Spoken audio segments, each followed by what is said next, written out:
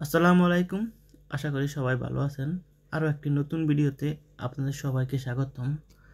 আজ আমি আপনার সাথে শেয়ার করব ইসলামী ব্যাংকের আইবিবিএল স্মার্ট অ্যাপসের বাইবার চ্যানেল কীভাবে অ্যাক্টিভ করবেন। তাহলে চলুন কথা না বলে মূল ভিডিওতে যাওয়া যাক।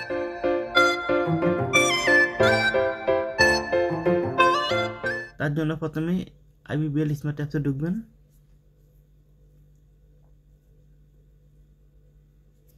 কিছুক্ষণ লোডিং নেবে। এখানে আপনি ইউজার আইডি এবং পাসওয়ার্ড দিয়ে আপনি লগ ইন করবেন। তো আমি ইউজার আইডি এবং পাসওয়ার্ড দিয়ে দিচ্ছি। আমি ইউজার আইডি পাসওয়ার্ড দিয়ে দিলাম। দেওয়ার পর আমি যেখানে লগ ইন অপশানে এখন ক্লিক করব। কিছুক্ষণ লোডিং নেবে।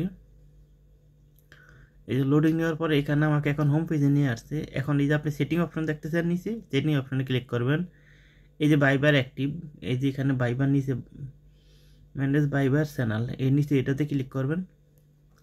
তারপর এখান থেকে আপনি বাইবার অ্যাক্টিভ করতে চাইলে আমি যেহেতু অ্যাক্টিভ করবো, এখানে এই যে অ্যাক্টিভ আছে, ডিঅ্যাক্টিভ আছে। তো আমি যেহেতু অ্যাক্টিভ করবো আমি অ্যাক্টিভে ক্লিক করলাম। করার পরে আমি আমার এখানে টিফিন দিয়ে দিব। ইসলামী ব্যাংকের আইবিবিএল এই লেনদেনের যে টিফিনটা আছে এই টিফিনটা আপনি এখানে, তো আমি টিফিনটা দিলাম। দেওয়ার পর আমি সাবমিটে ক্লিক করব। করার পর আমার ফোন নাম্বারে একটা ওটিপি আসবে, না আমার বাইবারে আসবে। তো আমি আমার বাইবার চ্যানেলে যাচ্ছি। এই যে আমার বাইবারে একটা ওটিপি আসছে বাইবারে, এই যে আমি ওটিপিটা কপি করলাম। করার পর আমি ওটিপিটা এখানে দিয়ে দিলাম। এই যে আমি ওটিপি দিয়ে দিলাম।